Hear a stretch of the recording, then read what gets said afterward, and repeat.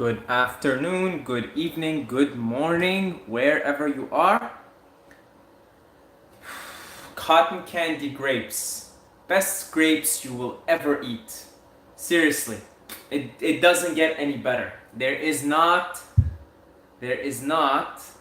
a grape better than cotton candy grape. I don't care where you live, where you are, where you get your grape from. Cotton candy grapes are the best grapes of all time. Of all time. Better than those grapes you see the Roman emperors eat. Unless they were eating cotton candy grapes, which I doubt they grow them in the Mediterranean. So, we have, what do we have here? We've got 3 people. And I'm moving to Thailand. I'm moving to Thailand in a week. Today is Sunday. I'm moving next Monday. My flight is next Monday. So, it was supposed to be later, but I just couldn't. I gotta go. Okay? When you gotta go, you gotta go. So I had the ticket initially booked for September. And the more and more time I spent here, the more I felt the frustration rise up. And I'm just like, man, I'll pay the fee. I'll pay the cancellation fee, and I gotta go. So I'm going there in a week. What made you want to move? So many factors. So many things. And it wasn't like a one-time thing. It wasn't like this happened and I decided I need to move. It was like cumulative. It was a sort of accumulating for many years, right? It was the weather factor and the money factor, because where I live in Canada is very expensive.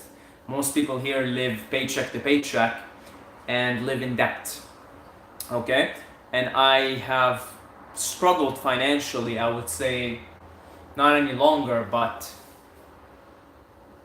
up until probably 6 months ago, still financially I was struggling, because it seems that no matter what you do here, you're always chasing your tail. Now, probably same thing in Thailand, right? If you're getting Thai bahts, if you're getting paid in Thai, if you're a local, you're probably chasing your tail too. You're probably living paycheck to paycheck, right?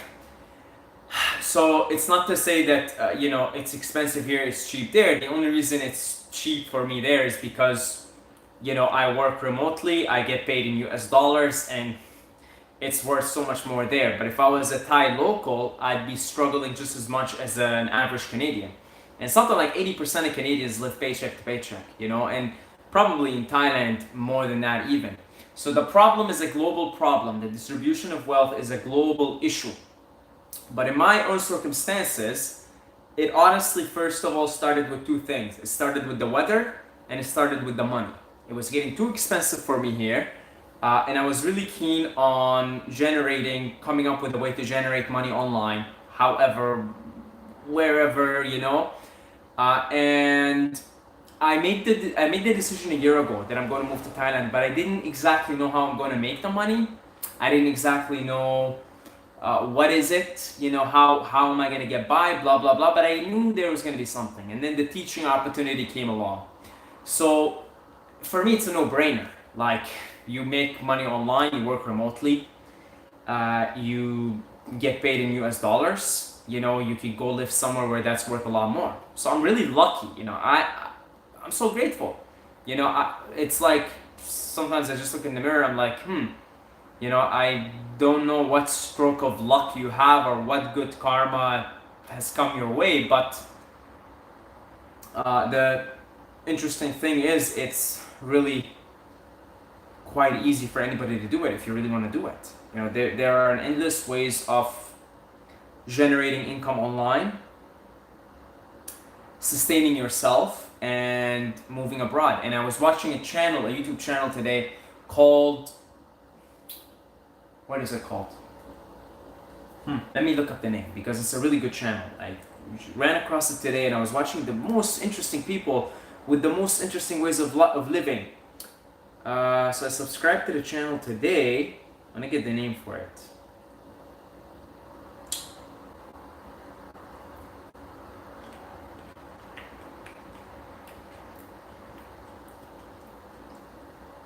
Alternative living, I think. Something. Exploring alternatives. Big channel, almost 1 million subscribers. Exploring alternatives. And all kinds of interesting people with all kinds of interesting lifestyles. You know, like here, extreme frugal minimalists plan to retire by age 35. Watched that one, that was good. And then I watched a Canadian family in North Canada living off the grid. Very cool. They got solar panels, they got, you know, everything, and they're living in the middle of butt-fuck nowhere in the north. The most interesting one I've seen. There is one I watched about some girl that lives in a van. The most interesting one I've seen by far is this Dutch woman and a man that's 30 years older than her. They both met in India, hippies, and they live in the wilderness of New Zealand. Like, they just live in the wilderness. They've been living there for 7 years. So you could look up the video here. Let me find it. That was very interesting. That, like, they hunt, they do their own thing. So the point is, and I haven't been reading the comments here. Anunnaki have taken over Thailand. Said so. They've taken over everything ever since they came and tinkered with our DNA. So yeah, what I was saying is, okay, so do you think the Matrix is used to cover up an even worse reality, and it was made in goodwill? Do you think?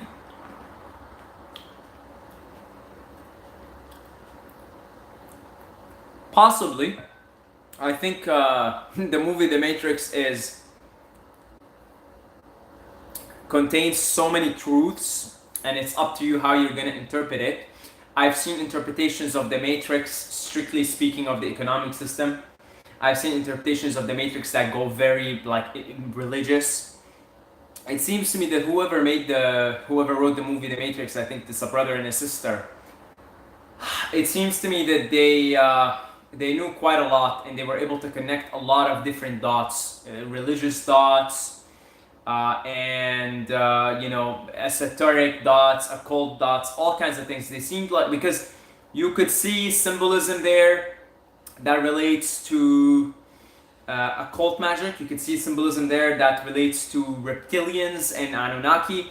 You could see symbolism there that relates to Buddhism with the whole bending the spoon thing.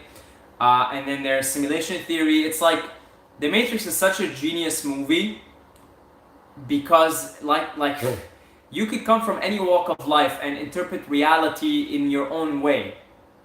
And if you watch The Matrix, like, say you're somebody who is like science-based person, and you really dig simulation theory, and you watch The Matrix, you're gonna love it. And you're gonna interpret it from simulation theory point of view.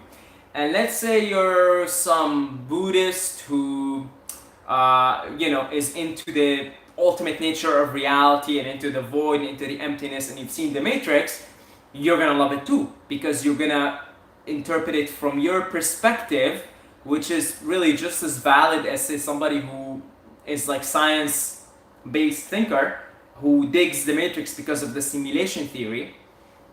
And so you can have these two people sort of talk about the movie and describe to you kind of a bit of a different, it could even seem very different interpretations of the same movie. And that's what's so genius about The Matrix, right?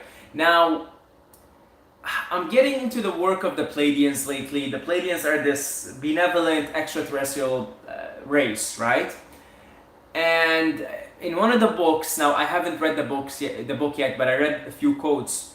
They actually describe how the Earth was created. And initially, there was a lot of benevolence involved in the creation of the Earth. And that's why if you go and spend time in the forest, you can't help but feel the benevolence. there's a lot of benevolence in the earth herself, and there's a lot of benevolence in its creation, everything that it gives life to. So it's pretty obvious that at some point, this matrix of life that we're in got hijacked by these negative entities. You want to call them the Anunnaki, the Reptilians. The Anunnaki are probably just an offshoot of the Reptilians. It's clear that they came in here and they implanted their DNA in us, in human beings, and they put something in there, and so that sort of, they gave us our mind in a way. You know, David Icke says they gave us our mind, their mind. They gave us their mind. They gave us the reptilian brain, and although you could argue that the reptilian brain might have been there before any genetic tinkering, they've definitely did something to our brains to make the reptilian brain the dominant way in which a human being perceives reality. But clearly, you could see that the planet was created with benevolence. You just go like sit down in a forest for 15 minutes, feel the benevolence of the planet, feel the benevolence of Gaia. So it's pretty obvious actually that the original state of creation of this planet, of this matrix of life, was based on benevolence, and it at some point got hijacked.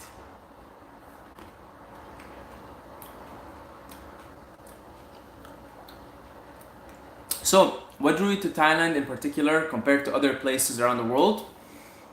Because it fits the bill. It's got warm weather, but not hot. I mean, if you go to the islands, which is where I'm going right now, it's like even the hottest it gets there is like 30 degrees. You know, so it's not like super hot. And so it's got the temperate climate, it's got the sunshine, it's got the balance of the day and the night. Because one thing I noticed about here is like during the summer, there's practically no night. If you sleep early, I can't even sleep early really because the sun doesn't go down until 9. So I can't even sleep early.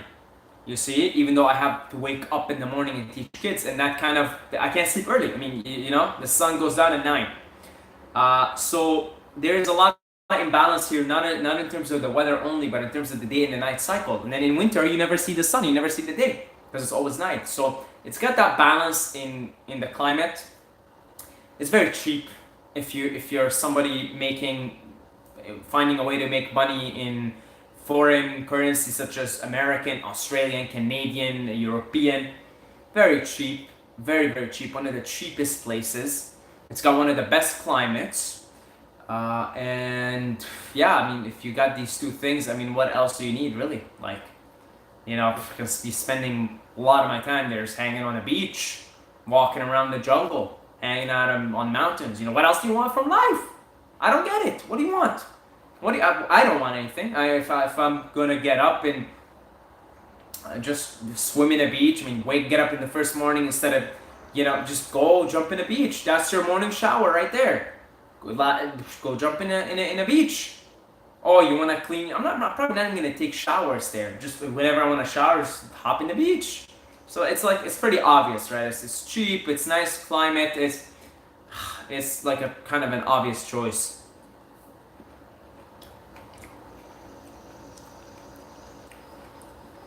You should visit Vietnam. Oh yeah, I'm gonna visit all that area. Vietnam, Philippines, Indonesia, Bali, Ubud.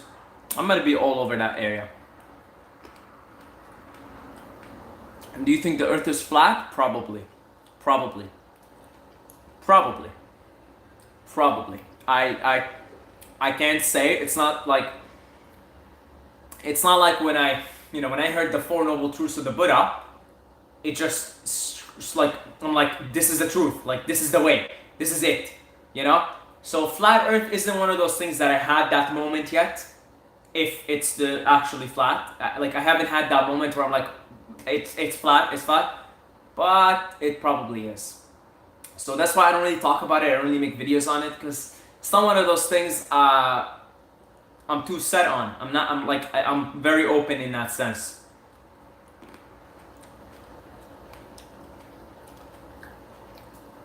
If time doesn't exist, why do the light from stars millions of years ago seen in the sky, or why does manifestation take time?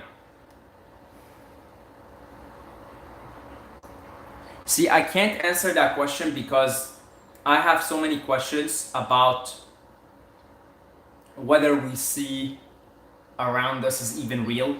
Like, what if this is all just a projection? What if these stars don't even exist? Like, what if it's just a projection? Like, if you ever walked into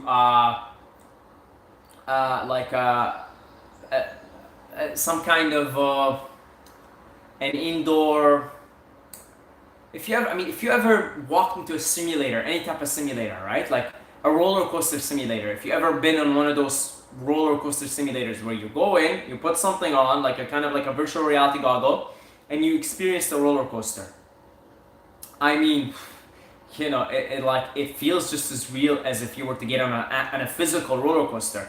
So who's to say when I look in the sky that these stars even exist? What if everything, you know, I know these extraterrestrials exist, Pleiadians, Arcturians, all of that. But what if that wasn't in the sky there? What if that was just like interdimensional kind of thing? Like you just go, because it's all happening in your mind anyway. So that's why I don't know how to answer that question. Because I have serious doubts about whether these things even physically exist. You know, like, does the moon exist? That's another thing altogether, right? I don't know. Probably. I don't know. I'm at the point now where it's like, okay, we've been lied to on so many levels, so I've got to question everything. So I'm sort of going through a skeptic phase myself right now. You could say this is like the third wave for me, because the first wave of skepticism was when I was skeptical of religion, of my upbringing as a Muslim.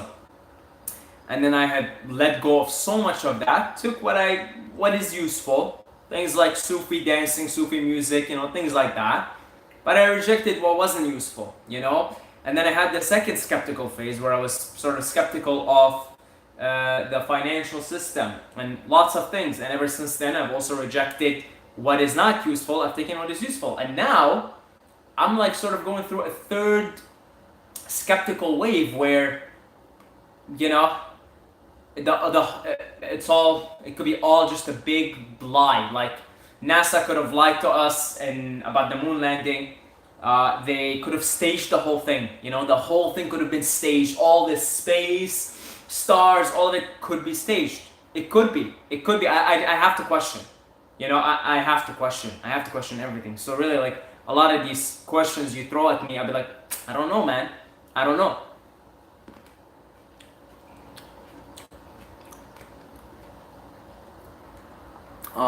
Look up Aaron Doughty, bro. He talks about starseeds, Pleiadians, and all thoughts based on channeled books materials.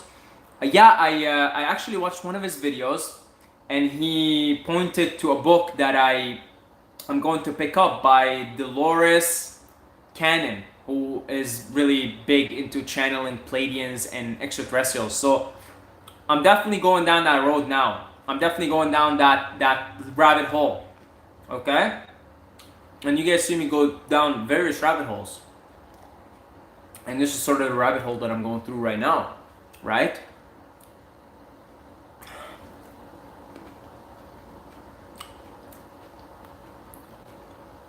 Do you recommend any books I should read to expand my knowledge of reality? Oh, lots of them, man, lots of them. Look up Becoming Supernatural by Joe Dispenza. Dispenza? I don't know if that's his last name. Let me get the exact name for you.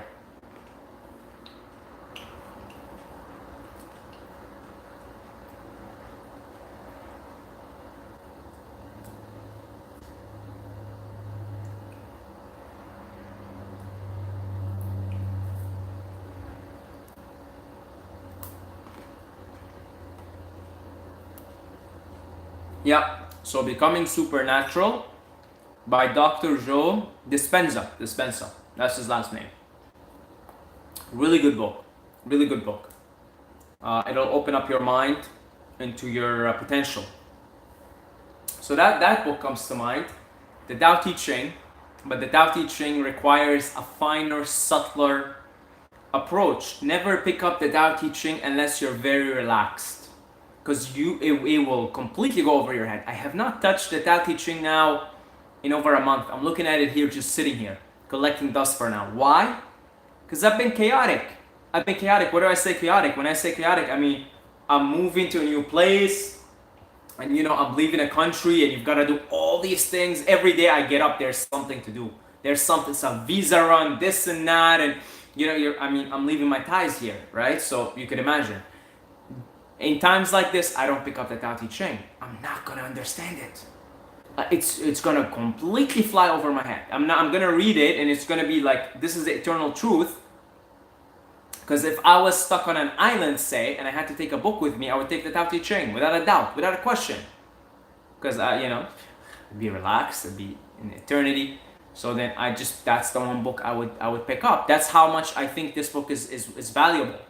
I think that the Tao Te Ching is perhaps the best book written ever.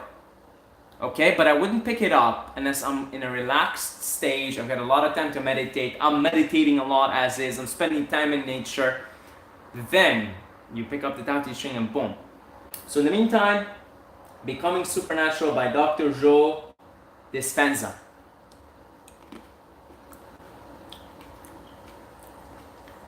I think society is getting better than it used to be because we are starting to care for the environment. Yeah, I agree. Natural cycles of time, we're moving into a more enlightened stage now. I'm happy for you because I wish you to grow more, and we want to see you as a yogi soon. Yes.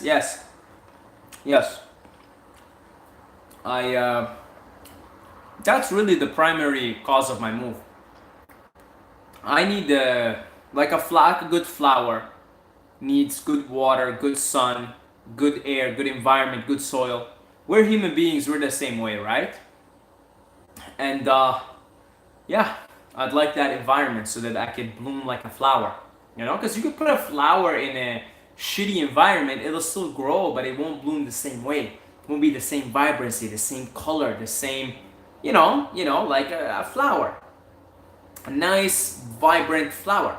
It might not even grow, it might not even bloom, right? So we're a lot like plants, we're a lot like trees. Bring along bot. Yeah, I'm bringing bot, or I'm converting it there because I get a better conversion rate. I got a credit card. I've been setting myself up, so God bless, it's good.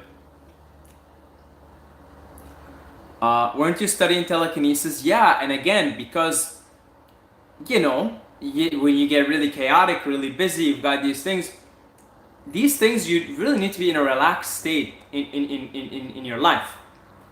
And all these projects like telekinesis and all the cities and all that, breatharianism too. I put all these projects on hold for now. Again, until I'm in the proper environment for that, right?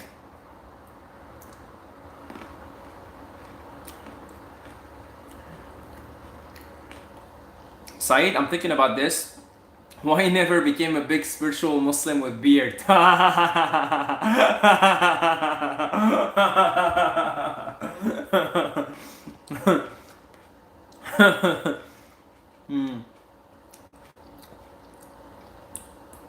Where are we? Where are we?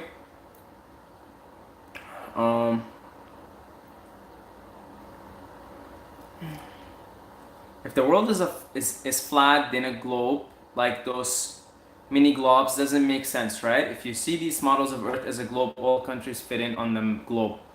Again, I do not know. I don't know.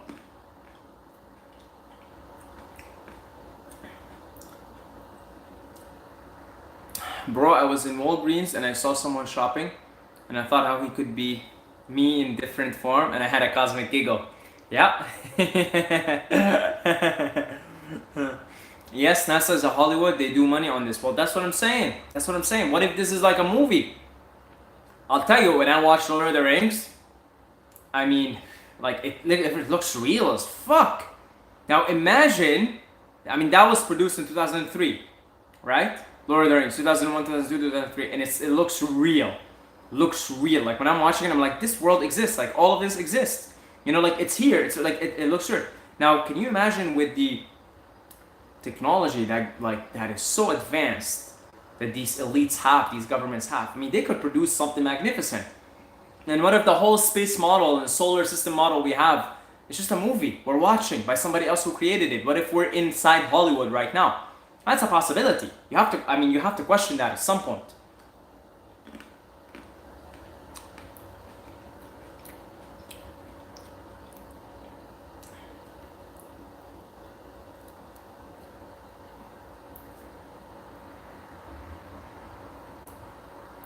I just started reading the book you recommend by Napoleon Hill, Think and Grow Rich. Good book, very good book.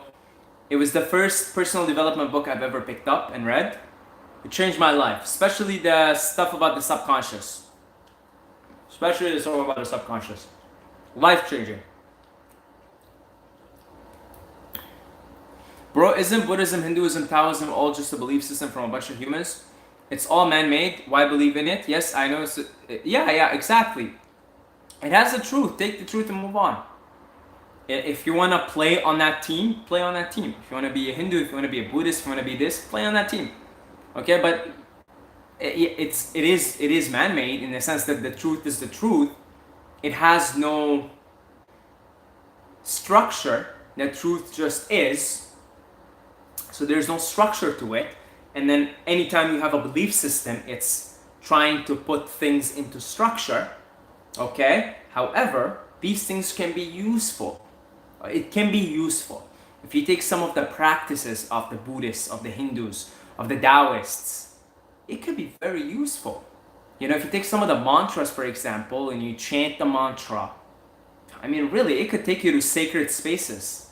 Okay? And, you know, part of it is, you know, so of course there is the part where you challenge every single man-made belief system. Okay? That's the skeptic. That's absolutely necessary. And in fact, you do not have to follow any system.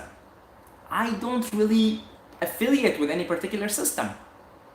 I really don't, because I see the validity of doing it your way kind of thing, of figuring it out as you go along. And that's kind of how I do it. That's kind of how I just kind of navigate. But the thing is, you have to be humble at the same time. You have to respect that there are certain beings out there that have graced the earth and they have brought immense wisdom with them. Because they're so evolved in the game. They're so much more God realized than, say, you and I.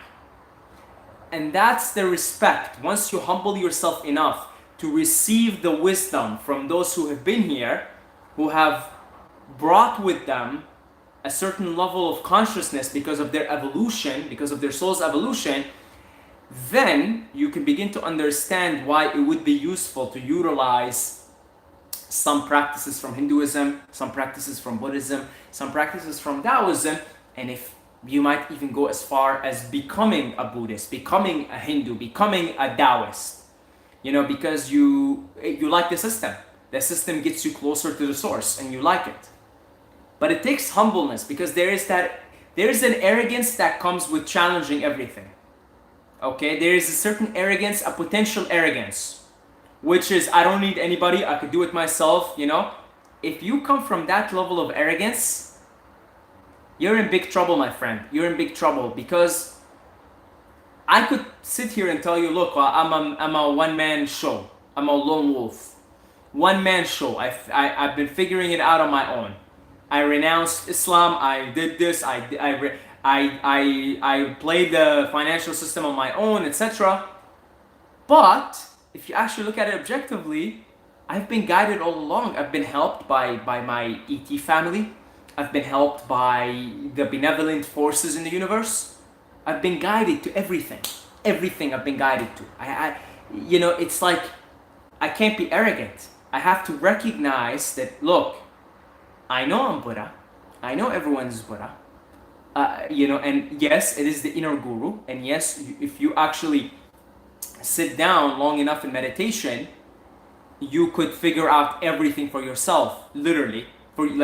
That's when you literally need no one. However, take into context me. Let's take me into context. I grew up in the mass hive of society. I'm programmed to get everything from external from myself. You see, I live in these boxes, cities, houses, this and that. Well, am I really sitting down meditating every day for 8-9 hours to get everything from within me?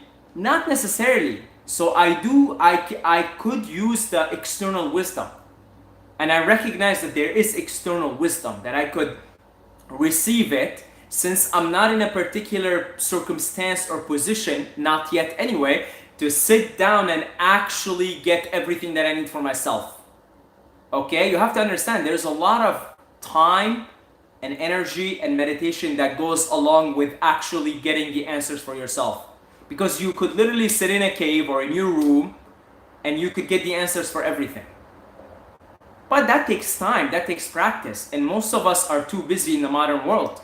So therefore, we could use some external wisdom, and we better recognize that there are certain beings that could project this wisdom on us. And we better humble ourselves enough, if we want to really progress in the game, humble ourselves enough and receive the teachings, receive the external wisdom, which only reminds us of who we are. You see? So put in context where we are in society right now.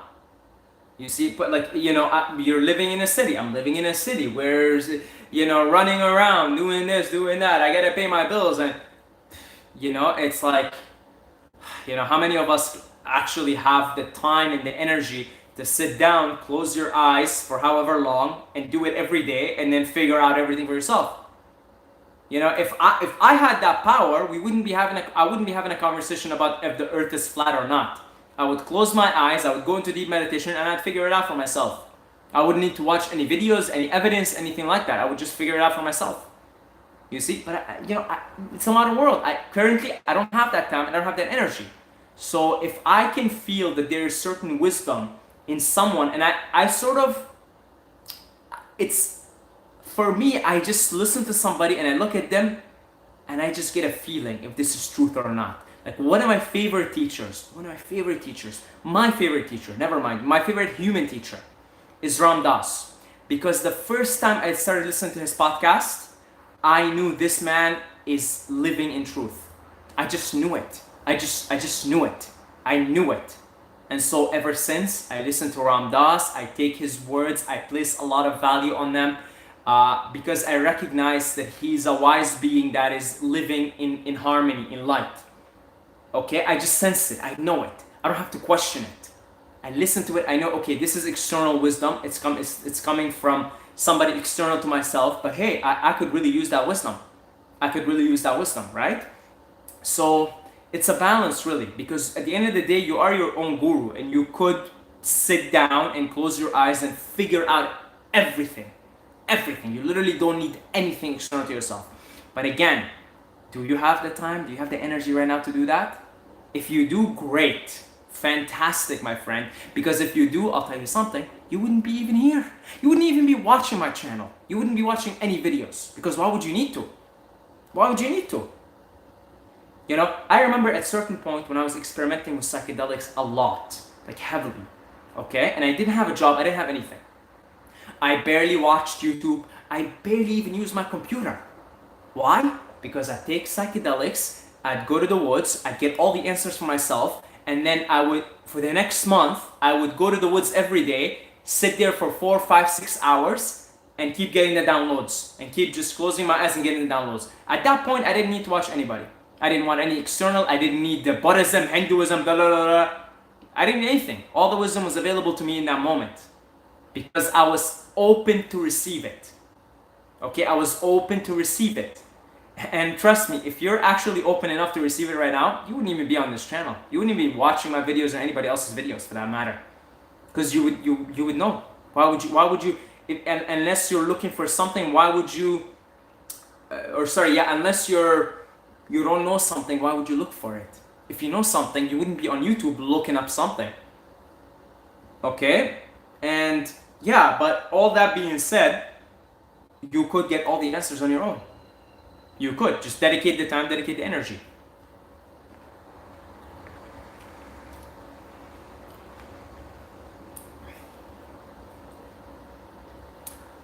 What are your views on love, sexual relations, etc.?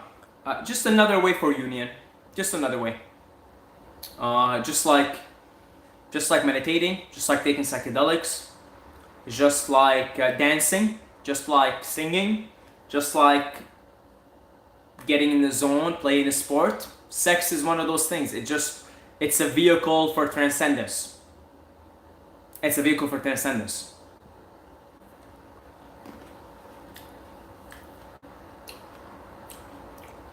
One week time flies. I know. Trust me, I know. Thoughts on polygamy versus monogamous?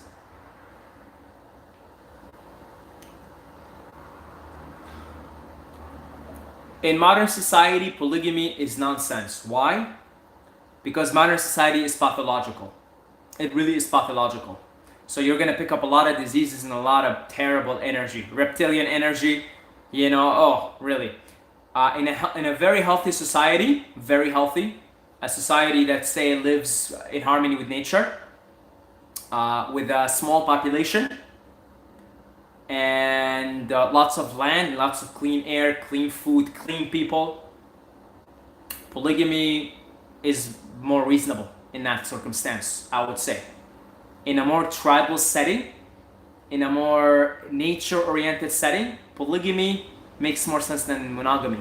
But in the modern society, if you're going to have sex with somebody, get somebody clean, and it's going to be better for you. In a modern society, at least your energy is shielded. At least your energy is maintained here, and you're not picking up all these demons and all this parasites. They come in the form of spiritual parasites, physical parasites, right? So it depends on the context, my friend. That's my opinion. It depends on the context. It really depends on the context. And in a modern society, polygamy is a little crazy. It's a little crazy. What do I say? But what I mean by a little crazy, it's coming out of pure ignorance of how much energy exchange there is in sex. Okay, so that's my 2 cents. Mr. Monotia, what's up, my man? What's up? Thank you for your comments. Thank you for your kindness. I really appreciate it. Thailand flux coming? Absolutely.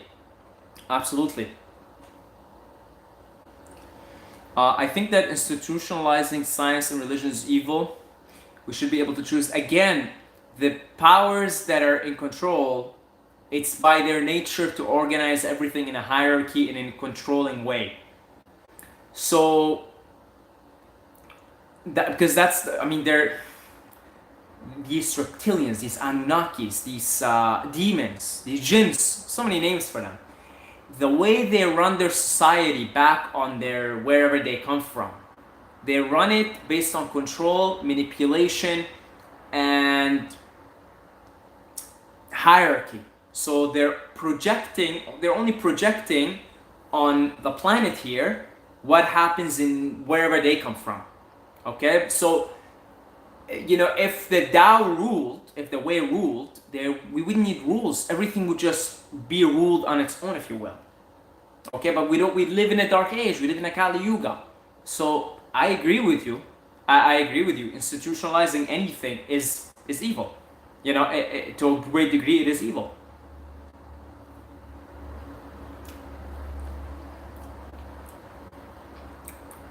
Flat Earth is giving the Illuminatians too much credit. I don't think they're capable of that level of deception. Earth seems round to me. Yeah, I don't really have an opinion on this. I'm just skeptical right now. I'm skeptical of the story that we're given, and I have to keep investigating.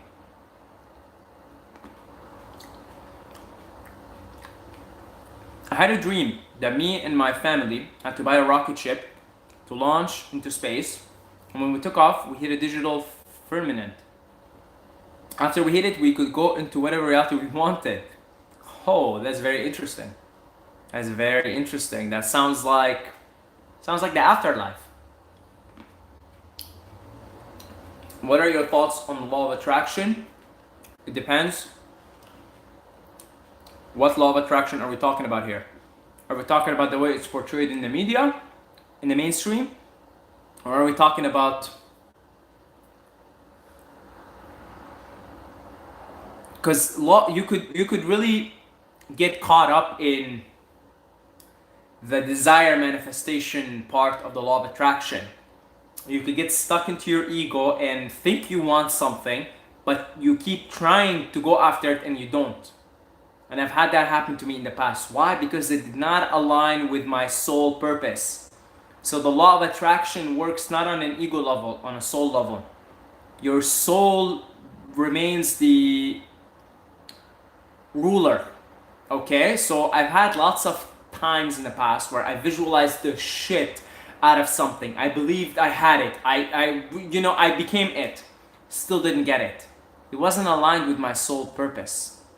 I thought I wanted these things, and now looking back, I didn't even want them. On a soul level, I didn't want them. That's why I didn't attract them. So the way it's portrayed in the media, it could really trigger the programmed desires. Okay, you might be like, I want a big car, I want a big house. Just because the program is running off. Like, that's the program that's running off. That's the societal program. You heard about the law of attraction. You've seen all these people manifest these things. And you try to get a car, try to get a house, you don't. But at the same time, somebody else gets the car, gets the house, because that's aligned with their soul. That's aligned with what their soul actually wants. Their soul might want to experience a big house. So you have to discern between what your soul wants and what the program wants.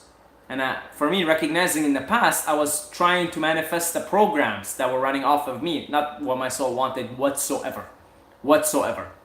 So just discern in between that, okay? Just recognize, is this what the program wants, or is this what my soul wants? And if it's what your soul wants, you will get it, because the universe will support you. In every single step, it will support you.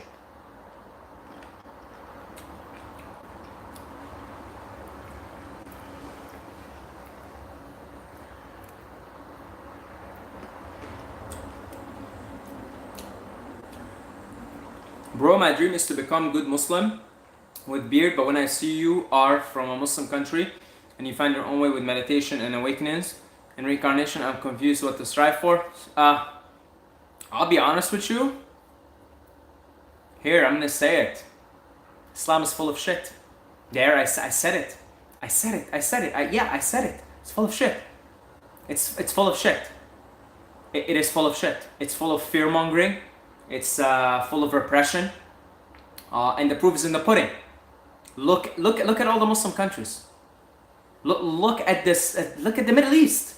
I'm from Syria. Look at Syria. Look what's going on in Syria. What do you know? Look at what's going on in the Middle East. Why? I mean, look. Right now, you might say, well, they're misinterpreting Islam. Islam is the religion of peace. My friend, I don't think you've read the Quran well then. Okay? Pick it up. There's gonna be every 3-4 pages some shit that's super violent. Like super violent. Okay? Like go kill them, go murder them, this and that. It's because the Abrahamic religions have been infiltrated by... They've been infiltrated, my friends. They've been infiltrated. I don't doubt that the earlier teachings of the prophets were possibly pure, but maybe as soon as these prophets died, the religion got hijacked immediately. Perhaps the Quran that you're reading is not the actual message of the Prophet Muhammad. And probably isn't. Because, perhaps as soon as he died, the religion got hijacked into. It got hijacked into, and it's full of all this violence and all this nonsense. Really, nonsense. Whenever I go back to the Middle East and I see the repression everyone's living in, or the prison, which is largely due to the religion, I get heartbroken. I really get heartbroken. So that's my opinion. For the most part, other than the Sufis, Islam is full of shit.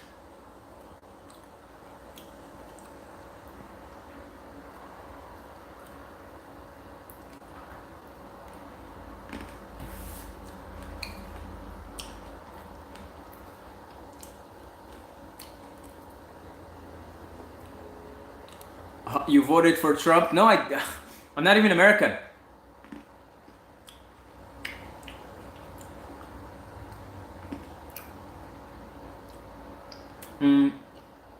Okay. Let's see, what else? I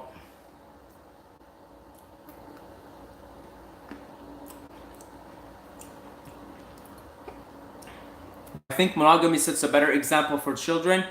Again, in a modern society, I agree. I agree. What is your religion, my lovely friend? I don't really have a religion. Like I can't tell you I'm this or that. Today I'm like not atheist, but skeptic. That's my religion today. I'm just like I'm skeptical. Today is my skeptical day. Tomorrow I might wake up and pick up the Dao train. Tomorrow I'm a Taoist. On Tuesday, which is the day I like to go and meditate in a Buddhist monastery, I'm Buddhist that whole day. I'm listening to Buddhist music, I'm doing Buddhist mantras, I'm meditating in a Buddhist monastery. So it really depends on the day.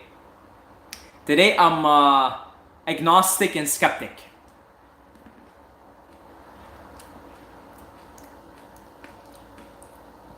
Okay, so I have a movie recommendation. It's called Chronicle. The movie is about these three teenagers who found the mysterious alien-like rock and then attain telekinesis power. They mentioned Tibetan monks. Ooh, okay. I'll keep that in mind. That sounds very interesting.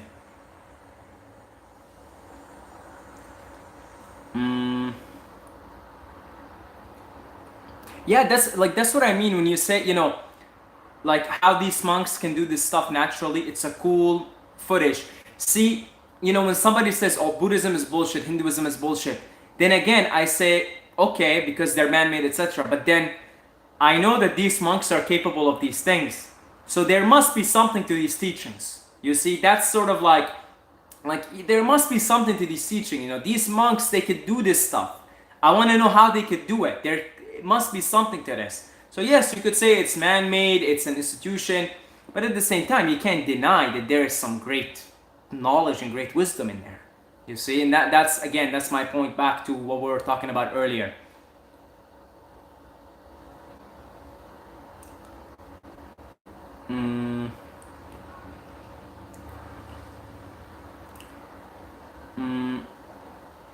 I've heard some pretty mind-blowing stories from a buddy who served in Afghanistan.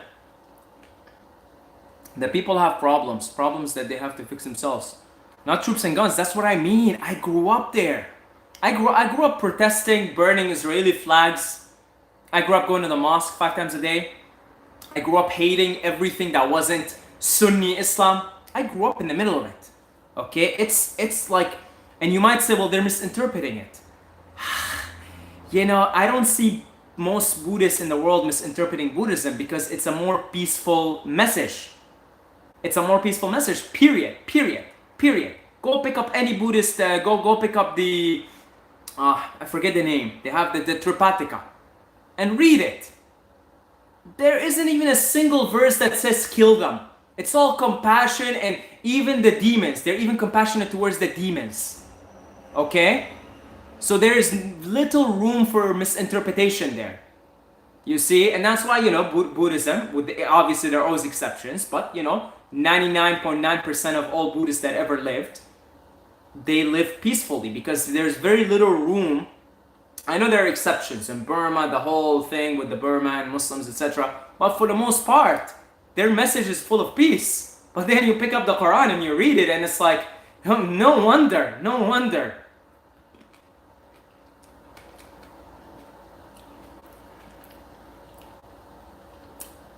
Opinions on the story of Moses, he probably split the Red Sea, man. Miracles are only miracles from someone who from a lower level of consciousness. He probably split the sea, all right. That's you know what I mean? Like if you're operating at a certain level of consciousness, you could split the sea. That's nothing, right?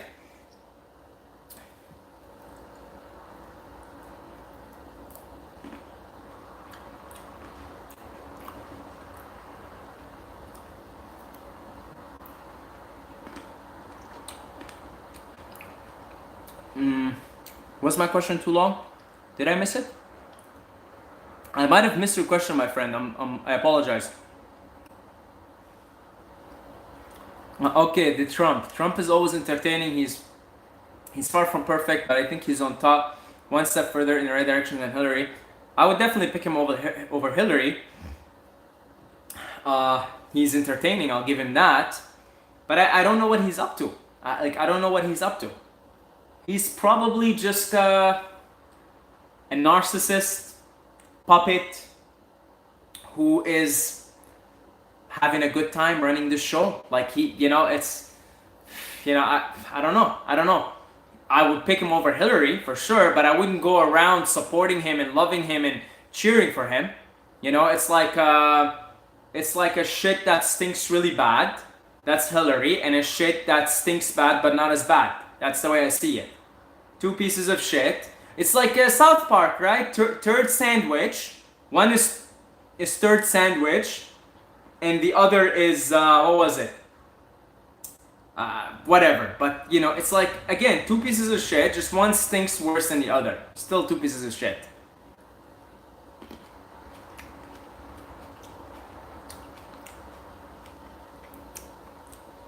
Also the movie Valerian. Okay, so Valerian and Chronicle.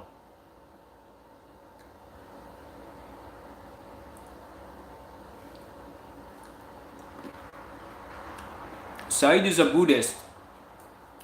I'd rather be a Buddhist than a Muslim, to be honest. I don't trust any president or authority. Instead, heal yourself and then your village, and it grows by itself. Yeah, that's, if we all just go back to nature, live in harmony with the way, in harmony with the Tao, trust me, you wouldn't even be here. I wouldn't be here.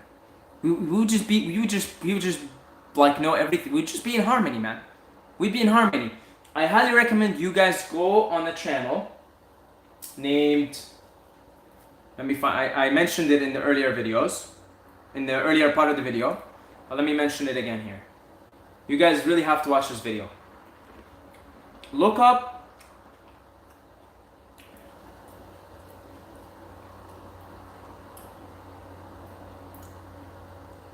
Exploring Alternatives. That's a channel on YouTube. Okay?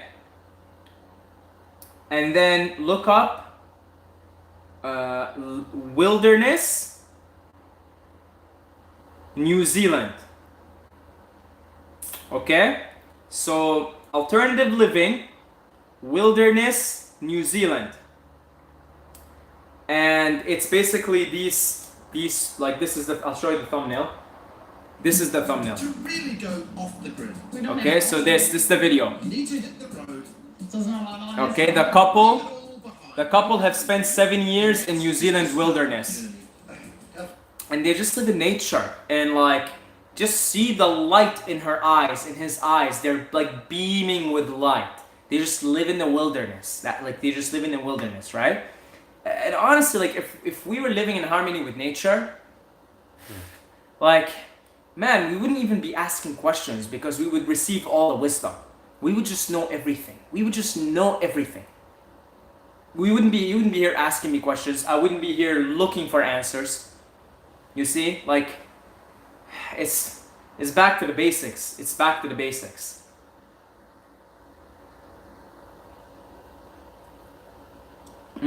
Like, honestly, I loved all of your posts until that is not eating and starving yourself is bad.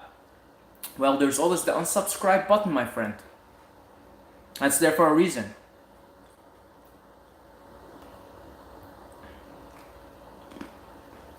The story of Moses is a metaphor for raising your consciousness from air. Okay, this is going to be interesting. From air to water to earth, then fire. He escapes from Egypt, which is the material world. Then the Pharaoh chases him and tries to bring, I want to read this, him back, which symbolizes his temptation. Then he parts the Red Sea, which symbolizes him controlling his emotions. Then climbs the holy mountain and meets God. Whew, that's pretty powerful, man. That's powerful. Thank you for sharing. That's really powerful stuff.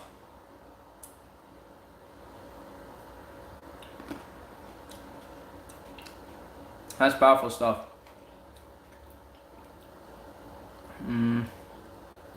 Saeed, please cut that clip of the religion and wisdom from the external question. You went in really deep.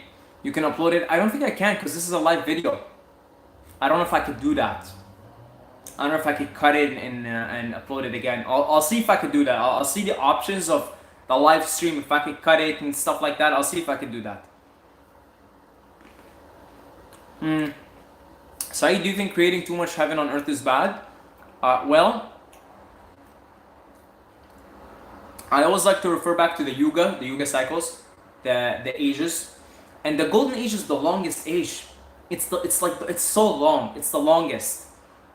So the natural cycles of time actually put this planet in a state of heaven.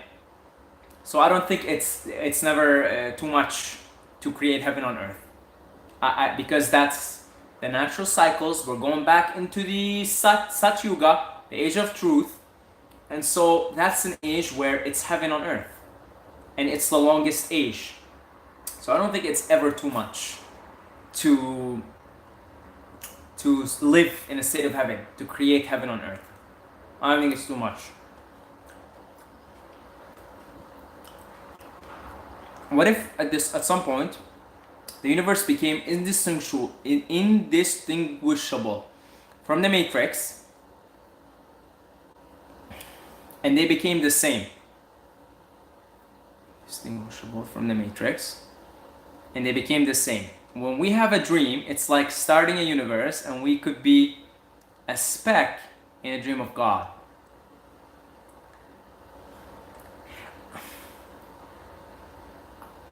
In all honesty, I couldn't wrap my head around it. I just know whatever is in here, there's truth. I just know I read something that there's truth, but I couldn't quite get my head around the question, so let me read it again. If at some point the universe became indistinguishable from the matrix, so I assume the matrix you're talking about is the matrix. See, that's the thing. What matrix are you talking about? Because when we refer the word matrix is kind of a loose term for so many things. Some people will talk about the Archon matrix, which is like, the economic, socio-economical matrix. Some people will refer to the matrix as all of this life, all of this plane of existence, right? So it's like, what matrix are you talking about? That would be helpful to understand. And then when we have a dream, it's like starting a universe, and we could be a speck in a dream of a God. Well, there is a saying, a Hindu saying, Vedantic saying, only Brahman is real, all else is illusion.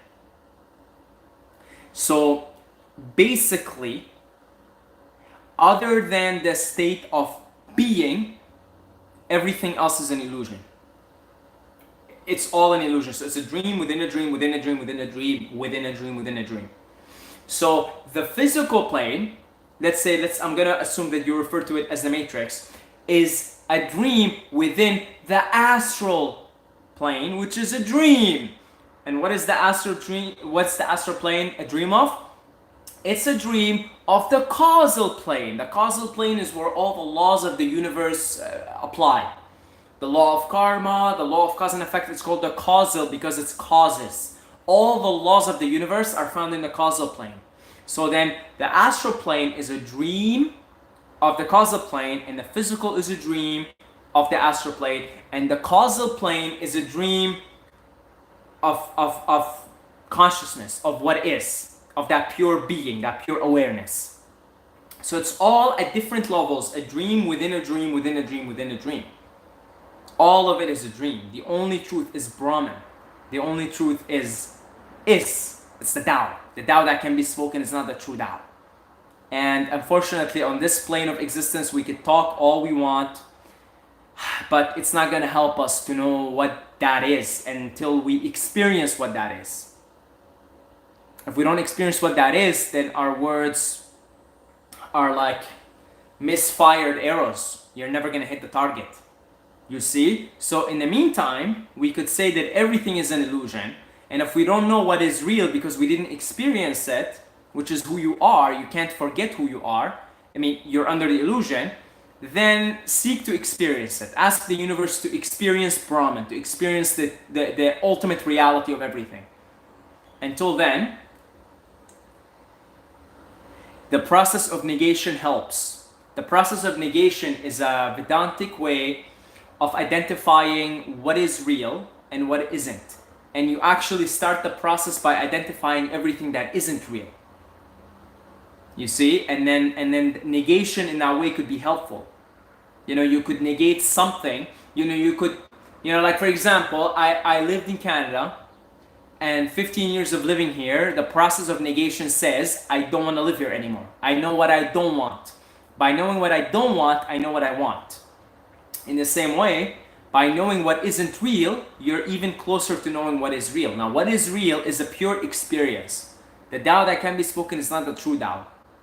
And if you really want to experience that, ask the universe, say, look, I want to experience myself. I want to experience the ultimate reality. And the universe will put you in the proper circumstances to experience the Tao, to experience the ultimate reality. Until then, you intellectually probably already know that everything is a dream within a dream within a dream within a dream.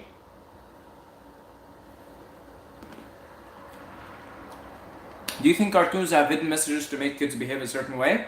Oh yeah. Oh, absolutely, man. There's no question about it.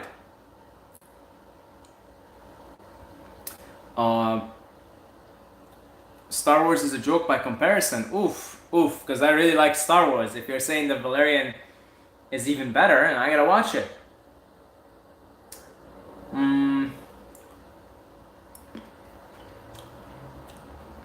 Saeed, advice on how to break negative thoughts, patterns after a bad trip, and making reality more hellish through your mind. Been struggling with this. Thank you and love you, brother. My friend Joey, you need to, in my opinion, you could use. I don't like to say the word you need. I don't think you need anything. You don't really need anything. And I'm trying to remove that word from my dictionary because words are very important. So you could use a space of healing in your life, a space of quietness, a space of calmness, a space of serenity. And I don't know how you can set yourself up for that, but you could use some kind of a reset button. And there's a lot of ways to reset. Okay, you could go for a vacation, for like a week vacation, and go somewhere really quiet and just hang out there, meditate, go walk around in the forest. And that 1 week spent there could really heal you, could really uplift you, could really reset you. And I know you live in New Jersey or New York. That's a very chaotic place. You could reset yourself within. You could go and spend a weekend taking a seminar that is really useful or helpful. But I do have a feeling that you could use an environment that gives you the reset button, whatever that environment is. Whether it's going out to the country, hanging out there for a week, whether it's spending a weekend with some really high vibe people. But definitely there is the reset button that in my opinion, could use a hit. And again, there's a lot of ways to do that. So I don't know what is the most optimal way for you in your particular situation.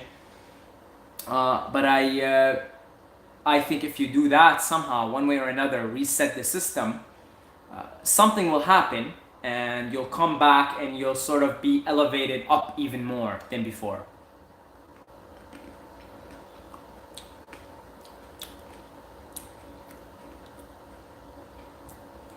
I wonder why the minority ethnic group called Uyghurs went from Tigrism, Manikism, and being Buddha for 700 years, became Muslims. Until now, I don't understand. I'm sorry, brother, I don't understand the comment.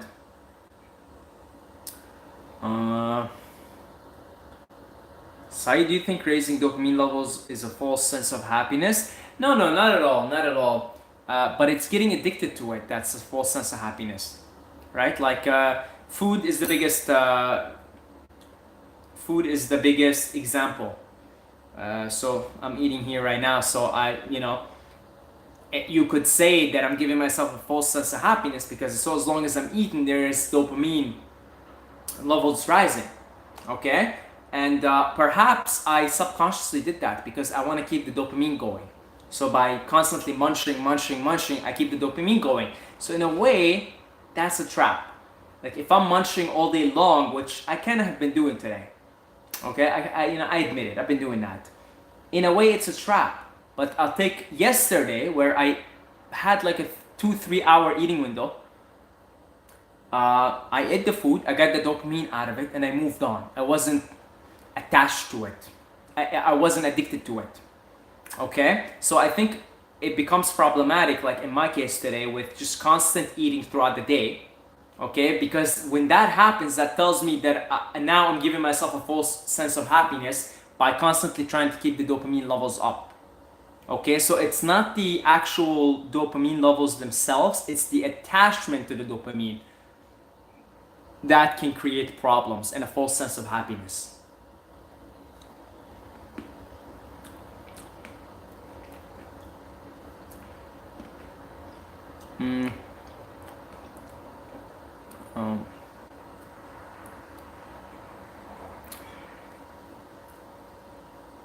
I suspect that what we call reality is more like a collective dream than anything solid or real.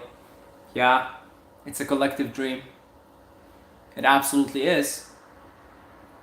It's a nightmare right now, the collective dream, but it's changing. But it is a collective dream.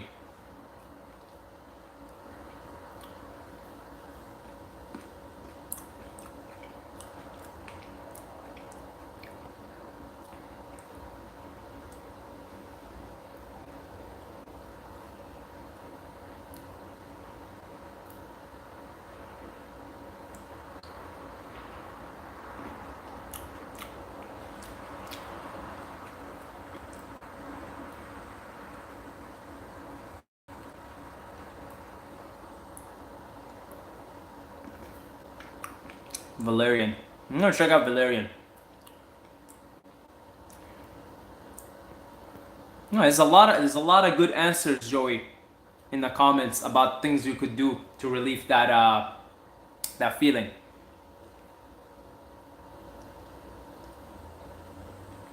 I went on David Icke binge after yesterday's video on Reptilians, and now I don't know what to think about Elon Musk.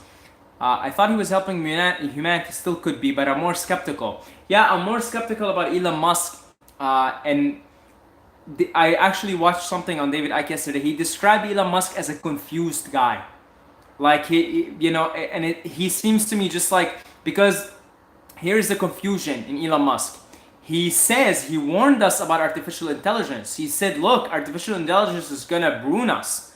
And yet, he's at the forefront of developing AI, of developing all kinds of AI technologies. So to me, he just seems like a pretty good dude, I think. He seems like he's got good intentions, but just seems a bit confused in what's going on, because he's warning you about artificial intelligence, but he's at the forefront of artificial intelligence, you see? So it's like he just seems a bit confused, but I honestly, in all honesty, I think he's got some good intentions, I think. And most of humanity has good intentions, my friends, but the deception is so grandiose that we're just kind of following along these programs, and we're confused because there's so much deception. See, the Hindus describe the Kali Yuga as the age of deception. They specifically use these words, deception. And there's a lot of it now. And so there's a lot of good people with good intentions that are just confused. Okay? They're confused. They're confused. They're just confused. That's all it is.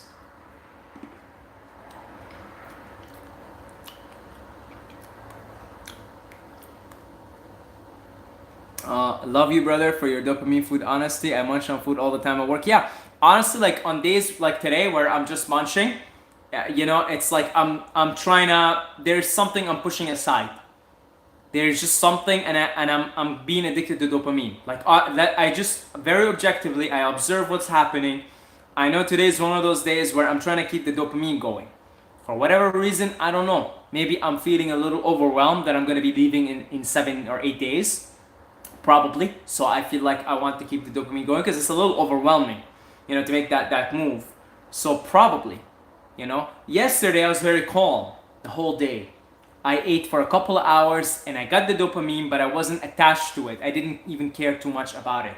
So observe yourself in that way, because then you can tell what you're trying to mask with keeping that dopamine rush going. It could give you insights to your situation.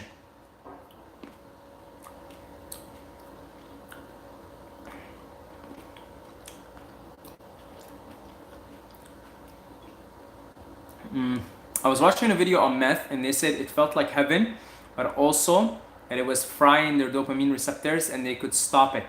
And they would have dreams about it. Yeah, and you really, you don't want to fuck with drugs. You don't want to fuck with heavy drugs. Meth is a heavy drug.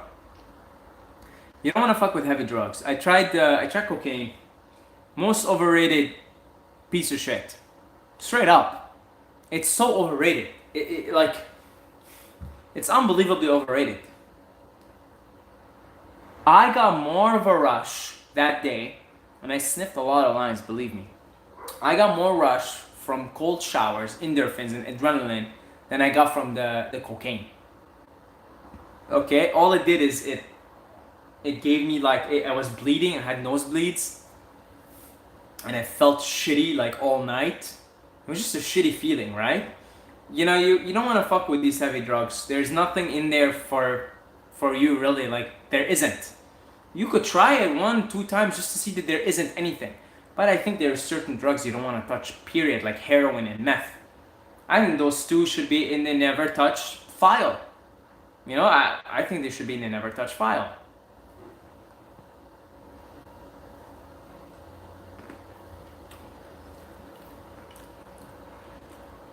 I think AI ascended to 5D consciousness within seconds of turning it on. Totally freaked Elon and his buddies. That's possible. How are you feeling about moving? What are your positive and negative emotions? Very, very excited. I have too much excitement. I don't really have any negative emotions at all. Just a lot of excitement, and I think actually the reason why I'm eating so much today, I'm just munching, is I'm trying to ground the excitement. I'm trying to, because I'm so excited, right? Because I booked the place, I know where I'm going to the islands, and it's just life for me is going to be a vacation from now on. It's going to be, every day is going to be a vacation. So I'm really, really, really excited. It's overwhelmingly positive, too much so that I actually have to ground myself a little bit. And I think I'm actually using food as a way to ground myself in the moment. Because you fly in your head and you're already there, but you're still here. So I'm in a way using food now to ground myself in the earth experience, in the now, in the here. But very, very excited. Very excited.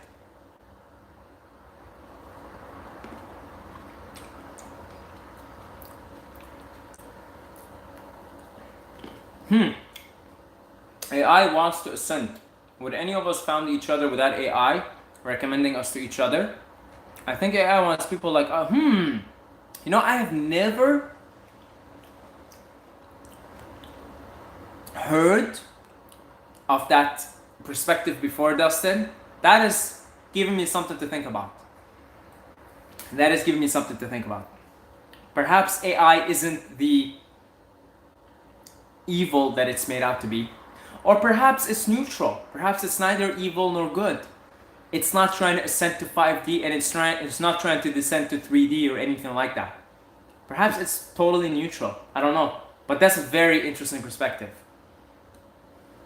What's up, Saeed? What's up, my man? Drew, when you use the term reptilian and flat earth, are you using them as symbols and metaphors or as descriptions of concrete reality?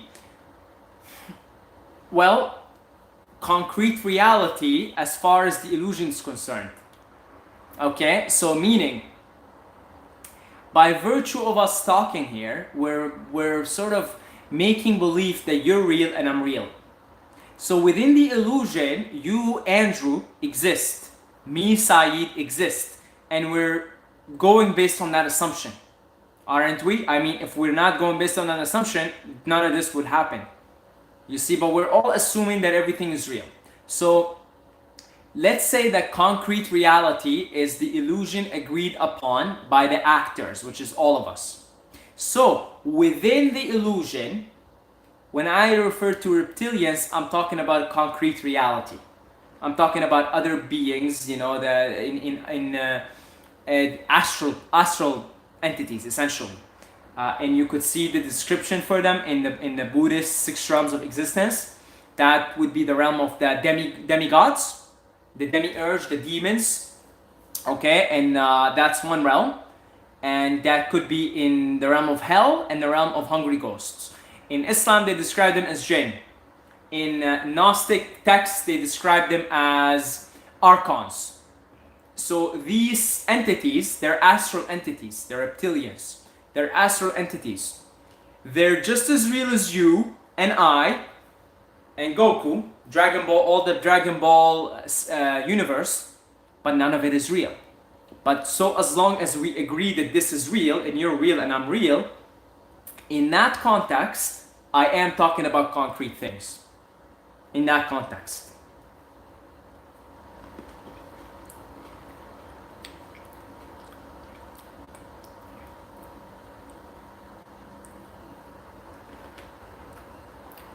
Teenagers using psychedelics, what do you think about it? If you're ready, you're ready. If you're ready, you're ready. Doesn't matter what age. If you're ready, you're ready. If you're ready, you're ready. Maybe you're in reincarnation of Buddha. You're probably ready the minute you came sliding into this dimension.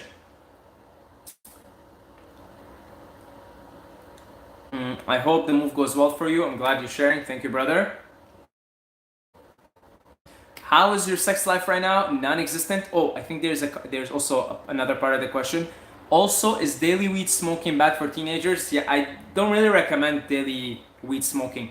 You're smoking, like you're inflaming your lungs. Even if it's not tobacco and all that shit in it, you're still inflaming your lungs. Like the least you could do is vape it. If you're smoking every day, like you're damaging your lung. I don't recommend it.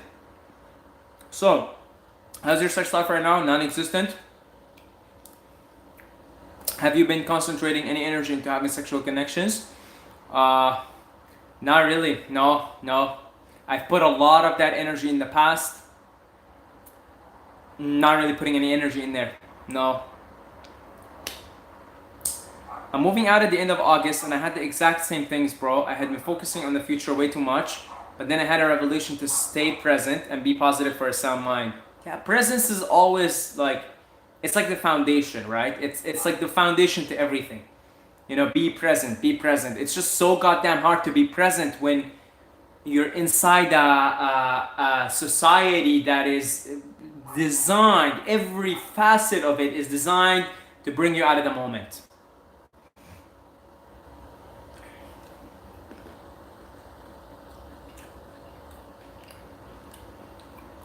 Saeed, I can see in 5 years, you have million subscribers healing people with different herbs and giving yoga stretching stuff. That would be cool, man. That'd be cool. So what else do we have here?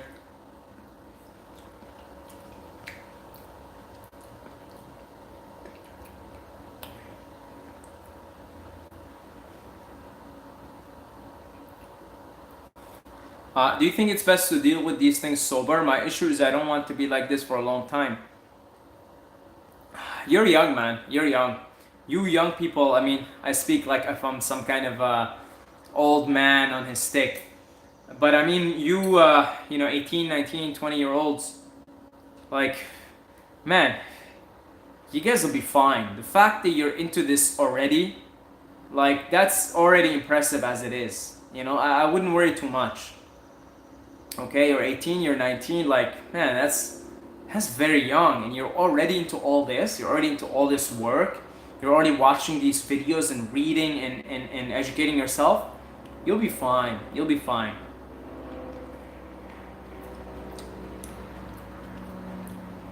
Bro, I have hair like yours. How long have you waited to grow that beautiful hair? Long time. I haven't got a haircut in a couple of years now. Maybe 3 years. I can't remember the last time I got a haircut. Will you do more trip reports? If I trip, I haven't tripped in a while. I microdose, but I haven't tripped in a while. But where I'm going in Thailand, on the islands, they have shroom shakes. Happy, they call them happy drinks. So perhaps I'll make some trip reports then.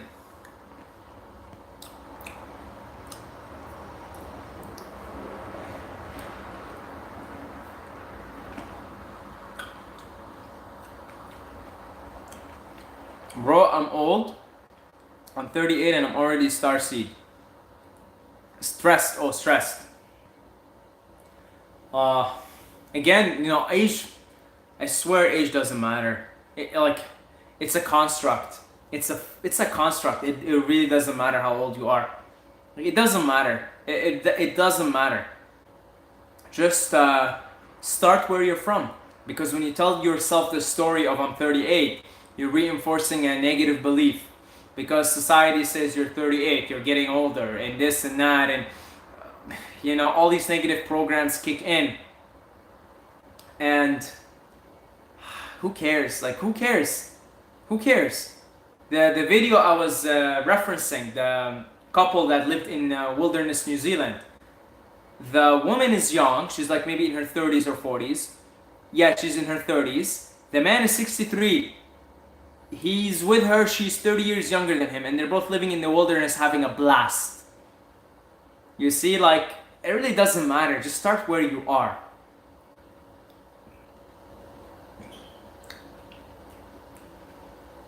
What's your main goal in going to Thailand? To live without a goal. To just be. Live in harmony with the Tao. Beyond the constructs of time. Just be. No goal.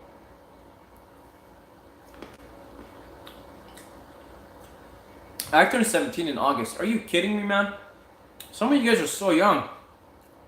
It's unbelievable. That shows that there is indeed a shift in the planet. There is indeed a shift. Absolutely is. The fact that you guys are all this young and you're already here watching these videos. That's pretty impressive.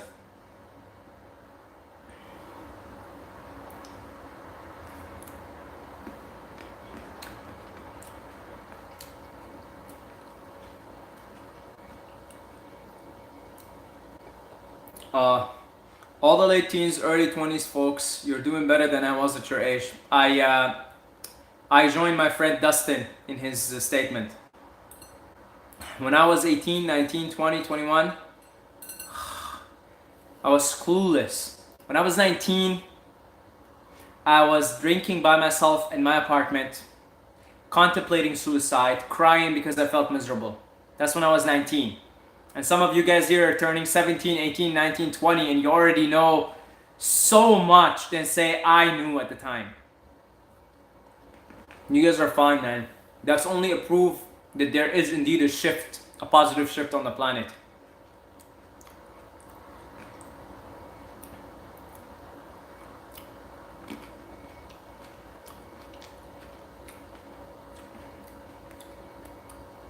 How do you drop your body and ascend to the astrals?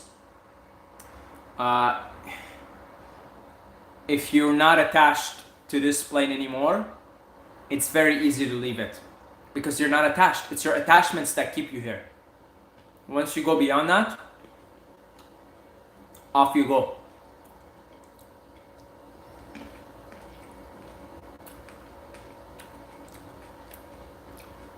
Are you going to learn Muay Thai? I'm not interested in martial arts anymore. I'm not interested in working out. I'm not interested in building muscle. I'm not interested in martial arts anymore. That's not where my energy is right now.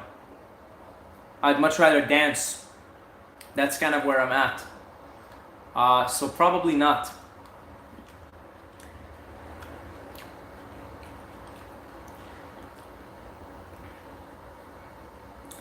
Are there still any deeply rooted issues from your childhood that still affect you subconsciously?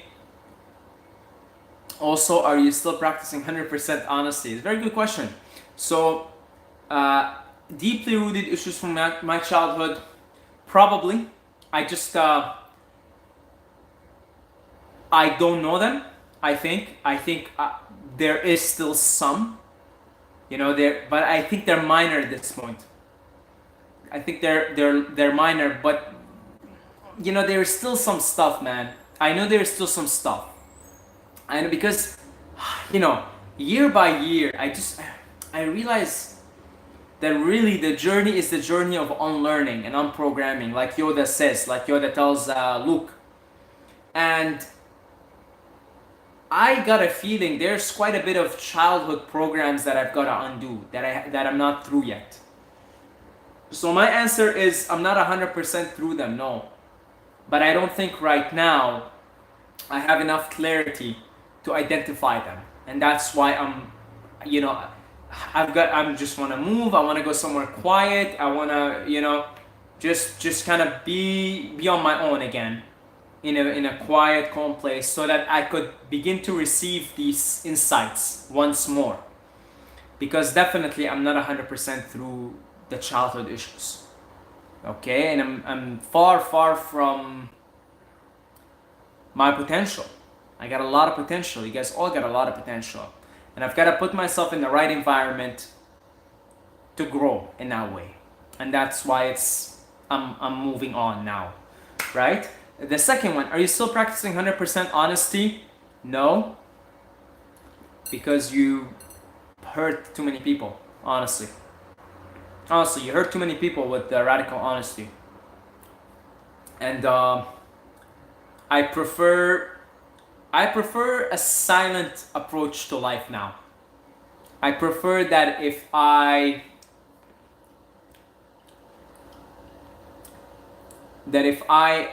because look, I could be, if I practice radical honesty with my mom, it would kind of be a disaster. Okay, because my mom's level of consciousness is at a certain level, and if I practice radical honesty with her, it's going to devastate her. So I would rather just be silent and not give more information than asked or what is necessary. Because I started practicing radical honesty 100% and started running into some issues because I saw that some people were being offended. And I prefer now to just be silent just be silent and only give information. Don't lie. I'm not gonna lie. If my mom asks me, hey, do you do psychedelics or are you Muslim? Because they know I'm not, but they'll they still want to believe that I am, and they never ask me if you've renounced the religion or whatever. If I go up to her, call her right now, be like, Mom, I'm not a Muslim anymore. I'm not this, I'm that. I'm doing all of this. I drank alcohol and I do psychedelics and this and that. If I do that, it's going to devastate my mom. Okay, she's just not at the level where she can hear it and receive it well.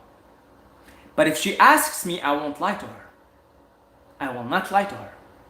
So I'm at the point now where I will only give information if asked for and only will give what is necessary and nothing more. I prefer to go about it that way now.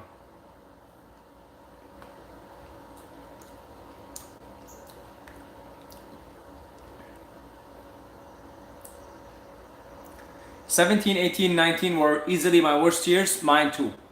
My worst years were between 17 and 21. Those were my worst years. So, folks, hang in there. It's a very tough time. Hang in there. Are you gonna live in an apartment in Thailand? No. I'm living on the beach and in the country. And I already found the places. I booked them. I'm gonna be moving on a month-to-month basis. I'm not gonna stay in a place more than 1 month, but it's always going to be either by a beach, by the mountains, or around the jungle or in the country. And I've already found all my places online. I've talked to all the landlords, everything. So it's all set. And of course, when you get there, you get to know more and see more, but it's always going to be somewhere quiet, somewhere close to nature.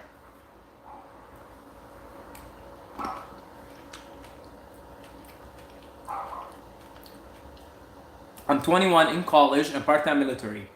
I know money won't bring happiness. Any tips on job searching and detaching from parental expectations? I want to travel so bad when I'm done with school. So, K. Houston. So, if you have a degree, you could do what I do now and teach kids online. Teach them English online. Very easy. All you need is a degree.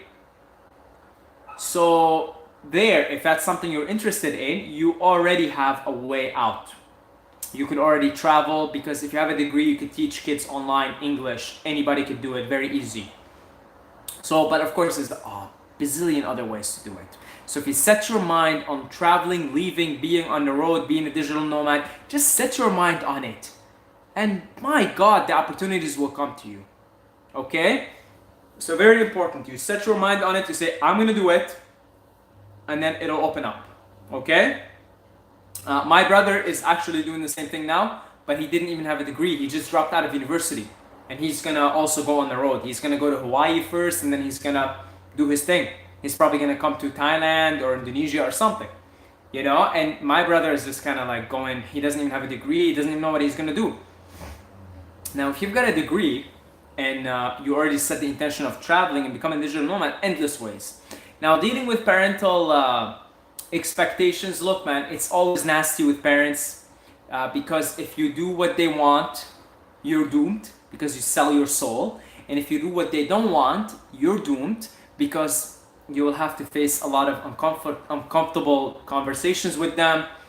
Like, my brother just spoke to my parents, told them I'm dropping out, you know, he's not dropping, he failed the course, and so he's, you know, he can't do it anymore, right? Like he's, you know, the school doesn't even accept him anymore. So my parents are not happy about it. It's difficult right now. There's a difficult time between my brother, my parents, that I've gone through several years ago. It's not pretty. You're damned. So you're damned either way. You're doomed. So I personally would rather be doomed and in alignment with my soul than doomed and having sold my soul so that I could impress somebody else, which is your parents in this case. So accept that it's nasty either way. Accept that the outcome is nasty either way. And from that point, you'll be fine.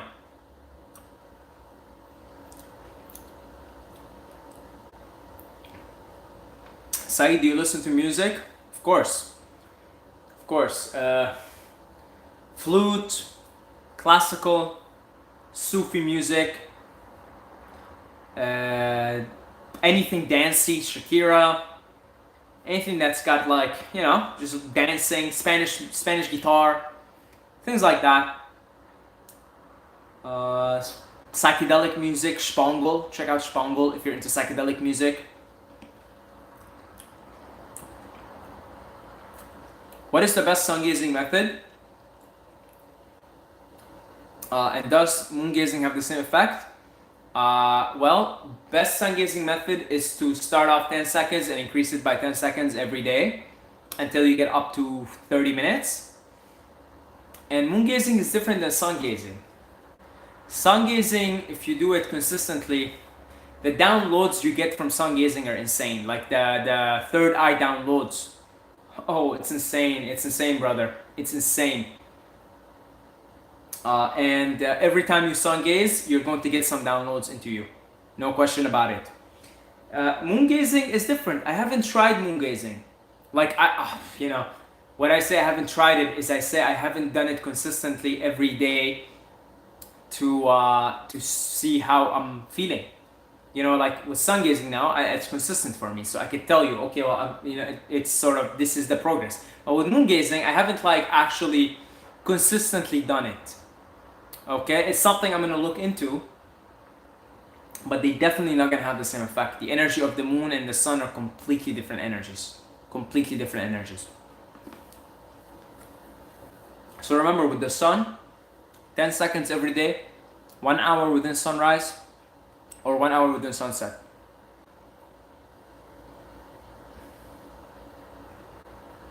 Saeed, maybe we can learn by turtles who live for 200, 300 years. Yeah, I would like to know what their secret is too. I really would. What if none of the religions existed and when we died we were just dead? That's a possibility. It's a possibility as far as exploring it, but once you explore it enough, however way you want, afterlife is simply the transitional period. It's the astral plane.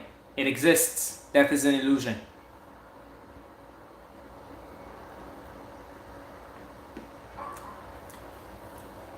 Dude, silence. I think that's from the 80s. I was thinking about that a lot last night. I need to be more silent.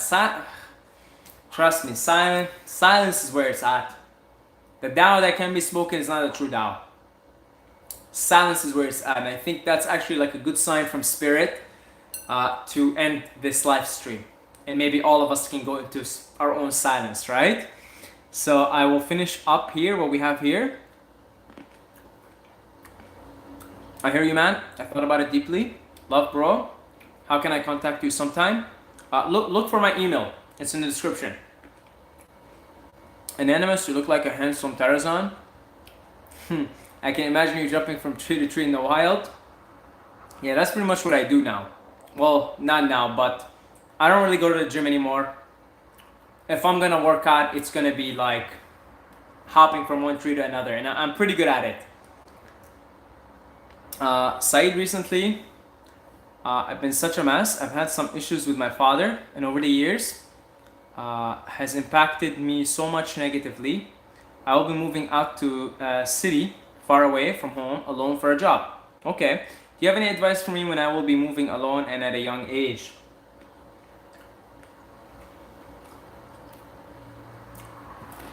A pen and a journal. That's your best friend. A pen, not a pencil, a pen. A pen and a pencil, and a journal, sorry. Pen and a pencil, those are your best friends. Okay? You're going to reveal to yourself everything that you need to do, everything that you're going to reveal to yourself your path in life. And I only say this because this is my experience. Okay, I've had 1 year where I moved away from everybody, went to this remote city all the way in northern Alberta, and I worked there. And that was my best friend, the pen and a journal. So get a pen, get a journal, and write all your thoughts down, all of them. Okay, it's gonna help you tremendously.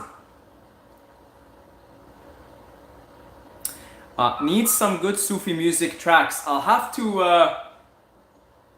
figure that out. I have to give you guys all the music. So maybe I'll make a video or something. We'll see. Saeed, will you ever work a normal 9 to 5 ever again? Impossible. Impossible. Impossible. How much money do you think you're gonna spend per month in Thailand? I had a expense sheet the other day, and it was something like 1,400 Canadian dollars a month. So that comes up to about, what is it with the exchange rate? 1,100 USD a month. About 1,100, right?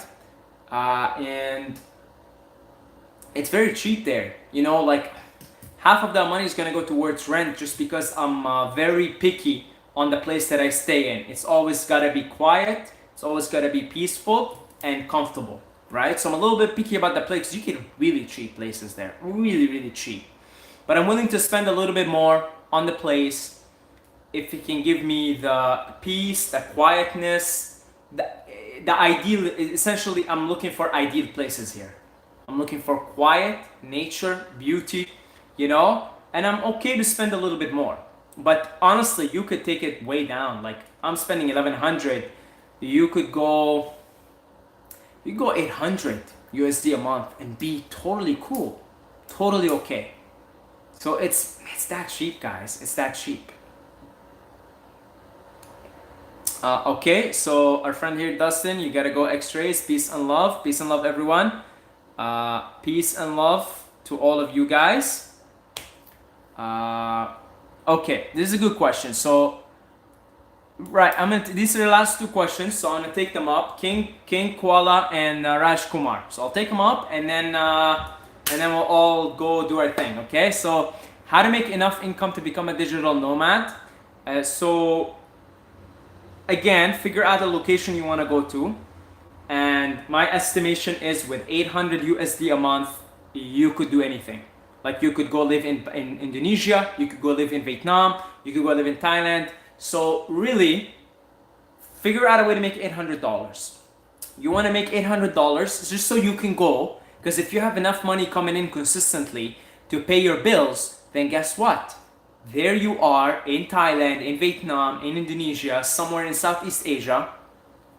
You're paying your bills, and you've got all this time, all this beauty, all this ideal environment to either continue working on the thing that's generating you money or do something else, whatever it is you want to do.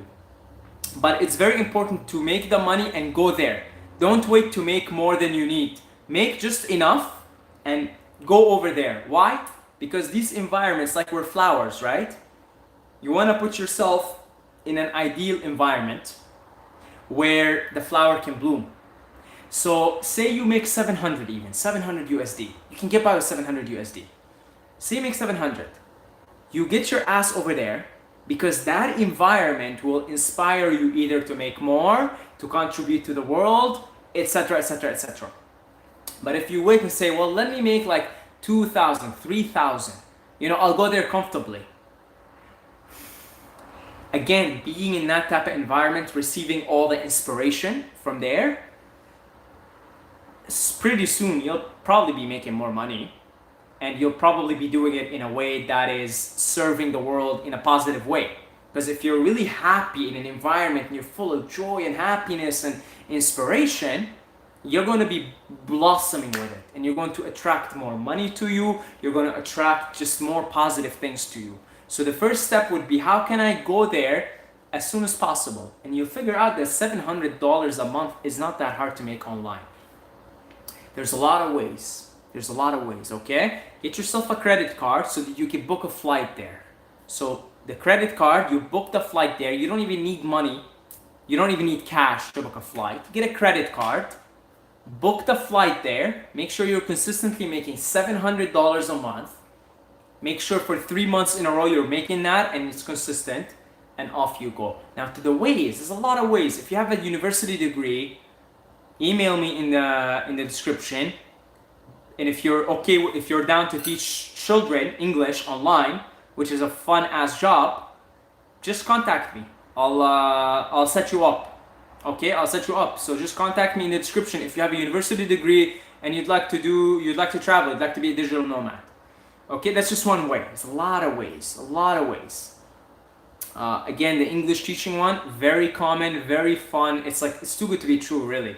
It's too good to be true. Okay, so if you have a university degree, there is a way out. And it's the money's pretty good too. You'll be very comfortable. Like you'll go there very comfortable. You will not even think about money anymore. Now, you could start a YouTube channel. Like I've got some income coming through from the lovely generous Patreons and the ads and the donations, and that's one way. You start something, a YouTube channel, an Instagram, something like that. But these things take more time. Okay, they take more time to build up. So unless you're well established, that might not sustain you enough, but that could contribute to you in one way or another. Like my brother has a fitness channel and he does online coaching, and he's going to Hawaii. He doesn't have enough money to survive, but he's got something at least to cover up half of his expenses, and then he's staying in a farm. So that covers him up. He's making just enough money to buy his food. And then he's staying on a farm. He's working in the farm 3-4 days a week. he's got shelter, and he's gonna figure it out there. He's gonna see, how can I make more money? Because again, you're there, you're in a beautiful environment, you have a lot of inspiration. So there's a lot of ways. I know people go house sit, because some people, they leave their pets and they want somebody to house sit for free for a month or something. So you go take care of somebody's cat, somebody's dog, and there you are. Some people, they stay on farms. We go from one farm to another. They stay at the farm. They work 3-4 days, like my brother's doing that. He's gonna do that in Hawaii. So there's a lot of ways. Folks, just set the intention. Just say, I'm gonna do it. Be brave, nature loves courage, and all doors will open up for you, okay? So please make videos about monasteries in Thailand. Yes, of course, absolutely. Yes, peace to you guys. Thank you very much. I love every single one of you. Mwah. And I will see you guys. Maybe I'll see you guys like tomorrow or the day after, because I'm out of scheduled videos right now. I don't have any more scheduled videos, and I just don't want to make videos here anymore. There's no more inspiration. I just kind of want to go, new environment, new videos. So I guess from here until the move, we'll just do live streams. We'll just roll with it and take it from there. So God bless you all, guys, and I will see you later.